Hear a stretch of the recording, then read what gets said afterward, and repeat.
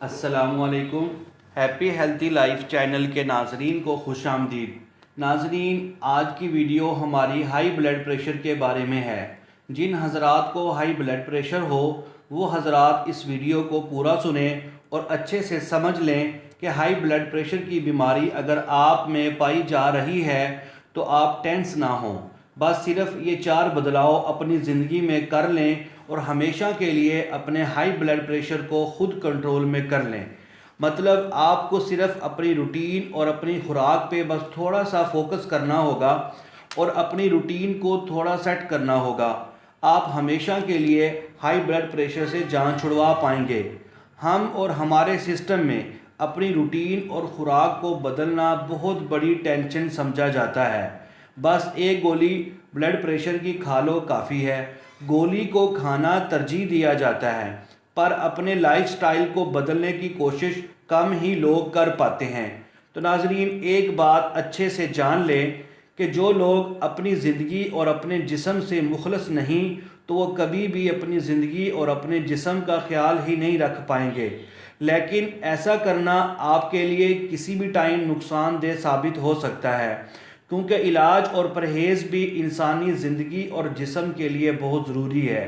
اس لیے آپ کو اپنے جسم اور زندگی کے ساتھ مخلص ہو کر اپنی روٹین اور اپنی خوراک میں یہ 4 بدلاؤ لانا ہوں گے، تاکہ آپ اپنی فیملی اور دوستوں کے ساتھ اچھی، خوشگوار اور پرسکون زندگی گزار سکیں۔ ہم اب آپ کو بتاتے ہیں وہ 4 بدلاؤ جو واقع میں ہی آپ کے ہائی بلڈ پریشر کو کنٹرول میں کر سکتے ہیں، بلکہ آہستہ آہستہ آپ کی ہائی بلڈ پریشر سے جان چھڑوا سکتے ہیں۔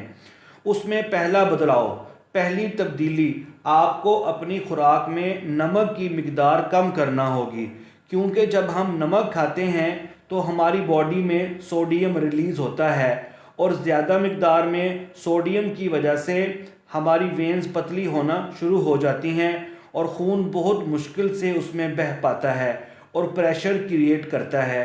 اس لیے نمک کا استعمال کم سے کم کرنا ہوگا۔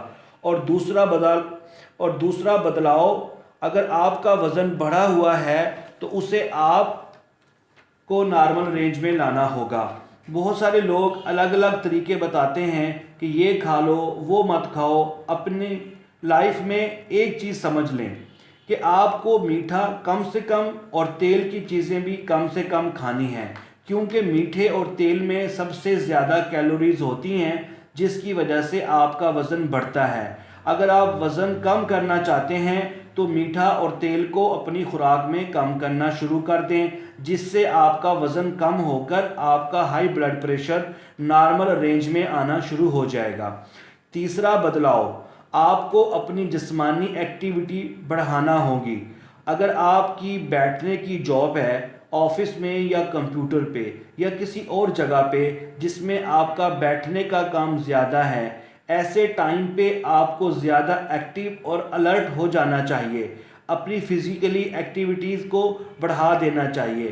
فزیکلی ایکٹیویٹی کا مطلب صرف چلنا پھرنا ہی نہیں، اس کا مطلب کہ آپ کو کچھ نہ کچھ ایکسرسائز یا ورزش یا کوئی ٹائم نکال کر لمبے لمبے سانس لینے کی پریکٹس اپنی روٹین میں ایڈ کرنا ہوگی، تب ہی آپ ہائی بلڈ پریشر سے جان چھڑوا پائیں گے۔